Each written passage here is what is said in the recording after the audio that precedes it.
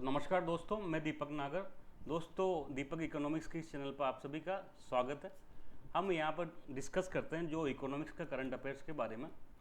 जो मुद्दा लेटेस्ट में चर्चाओं में रहा उसको आपको और हमको सबको जानना जरूरी होता है दोस्तों, क्योंकि इकोनॉमिक्स ऐसा सब्जेक्ट है जो डे टू डे की लाइफ में काम आता है। डे टू डे की लाइफ में काम आता है। बाकी सब्जेक्ट डे टू डे की लाइफ में काम नहीं आते, चाहे वो फिजिक्स हो, चाहे वो केमिस्ट्री हो, चाहे वो बायोलॉजी हो। लेकिन इकोनॉमिक्स ऐसा सब्जेक्ट है, जितने भी जैसे गवर्नमेंट की स्कीम है तो वो आम जनता की भलाई के लिए बनाई गई है, तो हम उसको जानते नहीं है तो हम उसका कैसा इस्तेमाल करेंगे।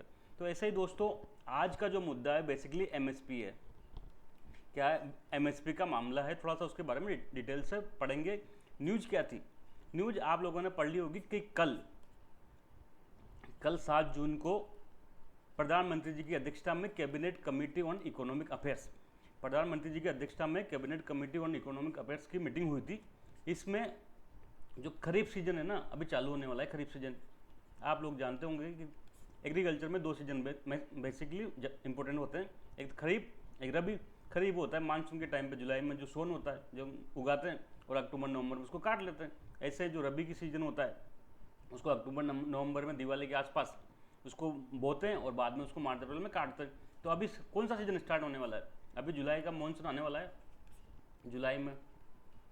जुलाई जून एंड में आ जाएगा, तब खरीफ सीजन स्टार्ट होने वाला है। तो इसके लिए क्या किया है, जो खरीफ की फसलें हैं उसके लिए एमएसपी डिसाइड करी है। आप लोग ये न्यूज़ देख सकते हैं।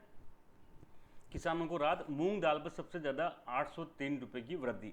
दाल और धान समेत खरीफ की 14 फसलों की एमएसपी बढ़ी। तो हम इसके बारे में थोड़ा डिटेल में जानेंगे। एमएसपी क्या होता है, क्या उसका ऑब्जेक्टिव है, क्यों लाया जाता है, कैसे उसकी गणना की जाती है, सब चीज़ों के बारे में डिटेल से स्टडी करेंगे। तो सबसे पहले तो इसकी फुल फॉर्म दोस्तों एमएसपी होती है मिनिमम सपोर्ट प्राइस।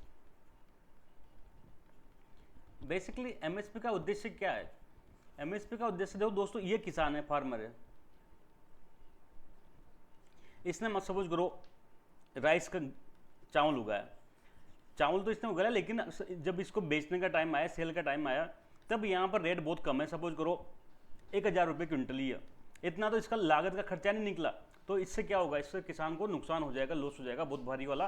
तो ऐसी स्थिति में गवर्नमेंट कहती है, गवर्नमेंट एमएसपी की घोषणा करती है कि भाई हम मिनिमम इतना पैसा आपको देंगे, आप चिंता मत करो। मिनिमम अगर इससे ज़्यादा बाजार में बिकेगा तो आप वहाँ बेचो, लेकिन अगर बाजार में भाव कम है तो न्यूनतम हम इस दाम पर खरीद लेंगे। सपोज करो एमएसपी 1500 रुपये में पर क्विंटल थी, तो अब ये किसान क्या करेगा? अब ये किसान गवर्नमेंट को जाके अपना माल, अपना राइस गवर्नमेंट को सेल कर देगा।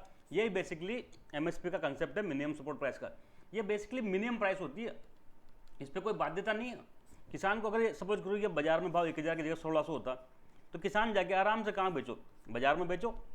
गवर्नमेंट का न तो गवर्नमेंट की बाध्यता है खरीदना, न फार्मर की बाध्यता है वहाँ एमएसपी पे बेचना। तो एमएसपी तो न्यूनतम है भाई, इससे कम तो आपको नहीं मिलेगा, इतना तो आपको प्राइस मिलनी है, ताकि किसान निश्चिंत होकर अपनी खेती कर सके।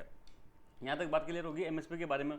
तो एमएसपी भारत में सब फसलों पर घोषित नहीं की जाती, केवल लगभग 22 क्रॉप और एक गन्ना। गन्ने का थोड़ा कंसेप्ट अलग होता है, उसको एमएसपी नहीं कहती, एफआरपी कहते हैं। कभी डिटेल में बात करेंगे, लेकिन आज के लिए नहीं। तो भारत में सभी फसलों पर एमएसपी डिसाइड नहीं होती है, मोटा मोटी 22 फसलें और एक गन्ने के पे एमएसपी डिसाइड होती है। इसमें ज़्यादातर गेहूँ, चावल, ज्वार, बाजरा ऐसे चीज़ें फसलें होती है जो डे टू डे की लाइफ में काम आते हैं। खाद्यान्न है, खाद्यान्न में जैसे कि अनाज हो गया, मोटा अनाज हो गया, अनाज, दालें होगी, ये सब के बारे में इसमें क्या होती है, घोषणा होती है। और एमएसपी की घोषणा दोस्तों बोने के पहले होती है। जैसे अभी जुलाई में इसकी क्या करना था, जुलाई में खरीफ की फसल किसान बोएगा, सोन करेगा। तो इससे पहले ही जून में ही सरकार ने क्या कर दी, घोषणा कर दी, ताकि किसान जब फसल को बोए तब वो अपनी क्या करे, पहले से डिसाइड कर ले कि भाई इस फसल की दिमाग में उसको रहे, इस फसल का एमएसपी इतना है, मुझे किस फसल में फायदा हो सकता है, ताकि उसको पहले से अनुमान लग जाए। अगर उसको उगाने के बाद आप एमएसपी घोषित कर रहे हो तो उसका तो कोई मतलब ही नहीं बनता ना, उसका कोई मतलब ही नहीं बनता। तो इसलिए उगाने के पहले ही, जैसे अभी जून महीने में एमएसपी घोषणा कर दी गवर्नमेंट ने, 14 करोड़ 14 करोड़ है किसमें, खरीफ में। अब आपको एक कंसेप्ट समझा देता हूँ, मज़ा आएगा सुनने में, एग्जाम में भी काम आएगा। ये है कि भारत में कई सारी फसलें हैं, मोटा मोटी मैं इसको 3 कैटेगरी में बांट सकता हूँ जो आम जिंदगी में खाने पीने में काम आती है। सबसे पहले तो फूड ग्रेन हो गया, खाद्यान्न फूड ग्रेन छोड़ो, इसको कहेंगे अनाज, सीरियल हो गया। अनाज में जैसे कि चावल, गेहूँ हो गया। मोटा अनाज ले सकते हैं अपन, ज्वार बाजरा, ये मोटा अनाज को आजकल क्या कहते हैं, श्री अन्न कहते हैं, ये हो सकता है। एक होती है दालें और एक होती है तिलहन ऑयल सीड, जो तेल निकालते हैं ना खाने का तेल, जैसे मूंगफली का, सरसों का, सोयाबीन का, वो तेल, इसको ऑयल सीड कहते हैं। दालों को क्या कहते हैं, पल्सेज कहते हैं, और अनाज को सीरियल कहते हैं। ये तीन मोटा मोटी टाइप में भारत में जो खेती में फसलें होती है। तो दोस्तों, भारत आज़ादी के बाद क्या था, आप सबको पता है, आज़ादी के पहले ब्रिटिश काल में ज़्यादातर अकाल पड़ते थे, लोग भूख से कहीं मर जाया करते थे। बंगाल का फेमाइन तो आपको याद होगा, मॉडर्न इंडिया में पड़ा होगा, बंगाल का अकाल 1943 के आसपास था, काफ़ी लाखों लोग भूख से मर गए। तो भारत अनाज के मामले में आत्मनिर्भर नहीं था, हम गेहूँ वगैरह थोड़े से इम्पोर्ट करते थे। लेकिन फिर क्या हुआ था, फिर हुआ ग्रीन रेवोल्यूशन, हरित क्रांति। इस हरित क्रांति से क्या हुआ, हम सरप्लस कंट्री हो गई। आज की डेट में हम है ना बहुत बड़ी मात्रा में चावल गेहूँ एक्सपोर्ट करते हैं। भारत में चावल गेहूँ की कोई कमी नहीं है, ना मोटा अनाज किसी की कोई कमी नहीं है, फुल प्रोडक्शन हो रहा है। हम पूरी दुनिया को एक्सपोर्ट कर रहे हैं, चावल भी कर रहे हैं और गेहूँ भी कर रहे हैं, इसलिए ये बात होगी। लेकिन दालों के मामले में दोस्तों हम क्या है, हम इम्पोर्टिंग कंट्री हैं, हम आत्मनिर्भर कंट्री नहीं है। हम काफ़ी बड़ी मात्रा में दालों को विदेशों से आयात करते हैं, और इसी प्रकार से तिलहन भी हम क्या करते हैं, इम्पोर्ट करते हैं। आप लोगों को पता होगा, मलेशिया से, इंडोनेशिया से पाम ऑयल वगैरह इंपोर्ट करते हैं। तो अब गवर्नमेंट का जो आज की डेट में फोकस है ना, पिछले 4, 5, 8, 10 साल से, वो बेसिकली गवर्नमेंट चाहती है कि हम खाद्यान्न का प्रोडक्शन कम करें। क्या करें, खाद्यान्न का प्रोडक्शन कम करें और इसको शिफ्ट करें कहाँ, जो किसान है वो दालें उगाए, क्या उगाए, दालें और तिलहन उगाए। क्योंकि हम इसमें इंपोर्ट कर रहे हैं, बड़ी मात्रा में हमारा पैसा बाहर जा रहा है, फॉरेन जो विदेशी मुद्रा भंडार होता है उसका नुकसान होता है। तो गवर्नमेंट की ये इच्छा है कि खाद्यान्न का उत्पादन थोड़ा कंट्रोल हो और दालों का और तिलहन का उत्पादन बढ़ाया जाए। तो खाद्यान्न से शिफ्टिंग कहाँ हो, दालों में, क्योंकि हम एक्सपोर्ट कर रहे हैं यहाँ, तो हमारे पास कोई कमी है ही नहीं। तो गवर्नमेंट ये चाहती है, इसलिए इससे क्या होता है, एमएसपी में क्या होता है, गवर्नमेंट चाहती है जिस फसल को प्रमोट करना, भाई इसको किसान होगा, उसकी एमएसपी बढ़ा देगी, ज़्यादा बढ़ा देगी। तो अगर आप देखोगे ना, तो पिछले 4-5 साल में गवर्नमेंट दलहन, तिलहन, इनकी एमएसपी ज़्यादा बढ़ा रही है, इनकी एमएसपी ज़्यादा बढ़ा रही है। अभी मैं डेटा बताऊंगा आपको, ज़्यादा बढ़ा रही है कंपेयर टू गेहूँ चावल। क्योंकि गवर्नमेंट चाहती है कि भाई पल्सेज जो ये ऑयल सीड हम किसान ज़्यादा से ज़्यादा उगाए। अब हम चलते हैं हमारी न्यूज़ पे। तो मैंने बताया खरीफ फसल का हमने क्या किया, एमएसपी डिसाइड किया गवर्नमेंट ने। एक और चीज़ बता देता हूँ, अभी एमएसपी डिसाइड कैसे होता है, एमएसपी कैसे डिसाइड होगा भाई, जैसे कि दाल का कितना होगा, गेहूं की एमएसपी सपोज करो 2500 रुपये क्विंटल है, तो ये कैसा डिसाइड होगा। तो दोस्तों, जो एग्रीकल्चर मिनिस्ट्री है, कृषि मंत्रालय, उसके अंडर में एक संस्था होती है CACP, commission for agriculture cost and prices, commission for agriculture cost and prices. ये एक संस्था बनाई हुई है परमानेंट कृषि मंत्रालय के अंडर में। ये कुछ कैलकुलेट करती है हर साल, कैलकुलेट करके क्या करती है, ये गवर्नमेंट को रिकमेंड करती है, गवर्नमेंट को रिकमेंड करते हैं कि भाई इतना, इस फसल का इतना इतना एमएसपी होना चाहिए। फिर ये रिकमेंड कहाँ जाती है, ये जाती है कैबिनेट कमेटी के पास में, cabinet committee on economic affairs, CCE है। इसकी कल मीटिंग हुई थी। इस cabinet committee of economic affairs में फाइनल डिसीजन लिया जाता है। यहाँ क्या करता है, फाइनल डिसीजन लिया जाता है, फाइनल अप्रूवल दिया जाता है। तो अब इसमें दो क्वेश्चन बन सकते हैं दोस्तों, कि भारत में एमएसपी की जो गणना है, या एमएसपी की गणना कौन करता है या कौन रिकमेंड करता है, तो सीएससीपी करता है। लेकिन भारत में एमएसपी के निर्धारण अंतिम रूप से कौन करता है, फाइनल कौन डिसाइड करता है, तो फाइनली डिसाइड करता है सीसीईए। तो दोनों को मैं अंतर आपको याद होना चाहिए, सीएससीपी रिकमेंड करेगा गवर्नमेंट को, और फिर गवर्नमेंट के पास में जो cabinet committee on economic affairs बैठेगी, वो इसको फाइनल अप्रूवल देगी।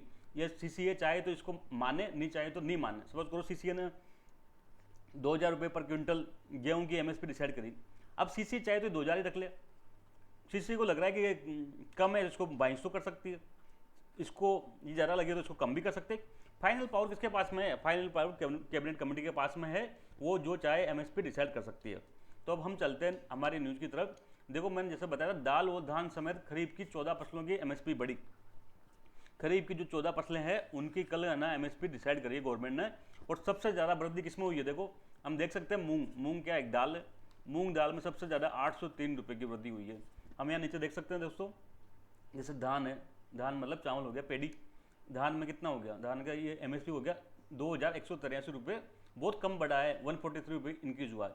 ज्वार हो गया, बाजरा हो गया। हमको ये इसका रेट याद नहीं करने की एमएसपी क्या है, क्या ये नहीं करना, हम मोटा मोटी फसलों को ध्यान रखना है, दिमाग से पूछ सकते हैं कि निम्न में से कौन सी फसल पर एमएसपी सिस्टम लागू नहीं होता।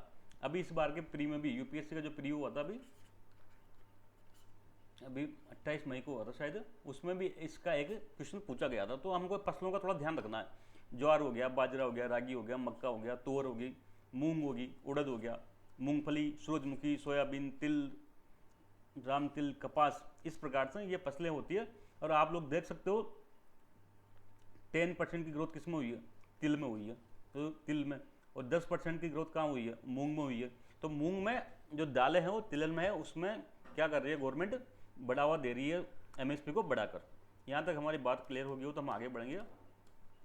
एमएसपी किसे कहते हैं ये मैंने आपको बता दिया, न्यूनतम गारंटी गवर्नमेंट की तरफ से दी जाती है, वह इससे कम पे दाम पे आपको अगर बाजार में भाव रहता है तो हम आपको खरीद लेंगे। ऑब्जेक्टिव क्या है, ऑब्जेक्टिव है कि फार्मर को अपनी फसल का उचित दाम मिले, to ensure remunerative prices to the farmer for their product. Final जो किसान अपना उत्पाद तैयार करता है उसका उसको उचित दाम मिलना चाहिए। टू इंकरेज क्रॉप डाइवर्सिफिकेशन, भाई जिस फसल पे सरकार क्या करेगी, एमएसपी बढ़ा देगी, वो फसल किसान ज़्यादा पैदा करेगा, तो इसके माध्यम से क्रॉप डाइवर्सिफिकेशन को भी लागू किया जा सकता है। केवल एक ही खेती नहीं, कई सारी फसलें उगाई जा सकती है। गवर्नमेंट जिस फसल को एमएसपी बढ़ा देगी वो फसल किसान उगाना प्रारंभ कर देगा। टोटल कितनी क्रॉप है, 22 प्लस 1 क्रॉप है।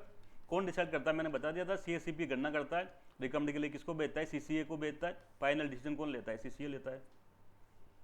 साल में 2 बार फिक्स की जाती है, मैंने बताया था बोने के पहले करते हैं। जिस जुलाई में खरीफ की फसल बोएंगे तो उसके पहले, खरीफ क्रॉप्स के लिए अभी जून में करती चर्चा, रबी क्रॉप्स के लिए अक्टूबर में करेंगे। कितनी टोटल 14 खरीफ क्रॉप्स हैं, इसके लिए फिक्स की जाती है। एक इसका फॉर्मूला होता है, ये हम थोड़ा एक बार देख लेते हैं। सीएससीपी क्या करता है बताओ, एमएसपी की कैलकुलेट करता है कितना हो। तो एमएसपी कैसे डिसाइड करे कोई फसल की जिससे किसान को नुकसान ना हो, किसान को फायदा हो।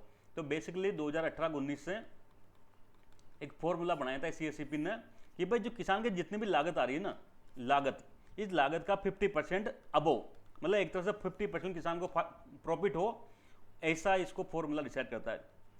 सबसे पहले क्या करेगा, किसान का कितना खर्चा हुआ है, लागत हुआ, वो निकालेगा, उसका 50% और ज़्यादा जोड़ के फिर एमएसपी डिसाइड की जाएगी। कभी डिटेल में पढ़ेंगे, इसके कई फार्मूला होते हैं, A2 होता है, A2 प्लस FL होता है, C2 होता है। तो हम इसके बारे में डिटेल में बाद में देखेंगे, लेकिन आज की डेट में इतना याद रखो, सिंपल जो लागत होती है उसका 50% अबोव एमएसपी डिसाइड की जाती है। तो दोस्तों अभी के लिए इतना ही, थैंक यू, जय हिंद।